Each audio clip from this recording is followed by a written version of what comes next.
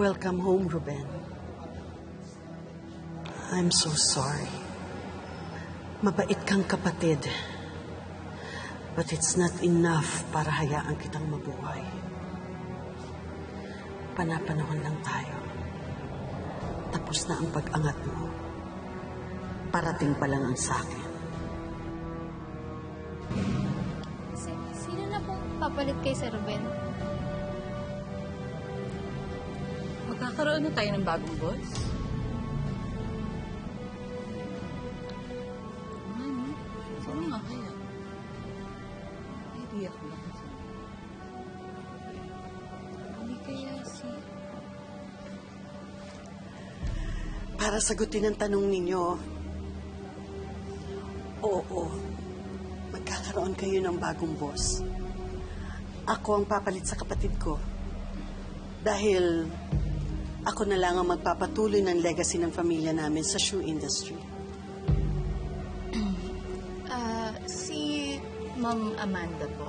Opo. Unfortunately, walang capacity si Amanda para i-manage ang family business namin.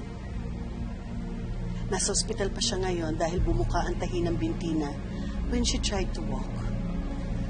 I will take care of everything after my brother is laid to rest. Nararapat lamang yon dahil ako na lamang ang natitira nag-iisang Sandoval. May anak pa po si Sir Ruben, di po ba? Yes, si Princess Sandoval. Pero hindi naman maaaring ang 7 taong gulang na bata ang hahawak sa business, hindi ba? Sentido ko mo.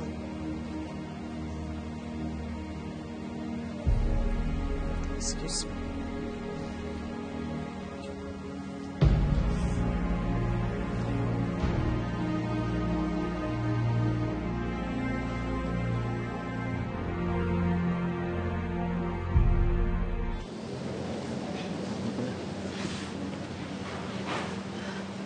Amanda, nakikiramay kami sa'yo, ha?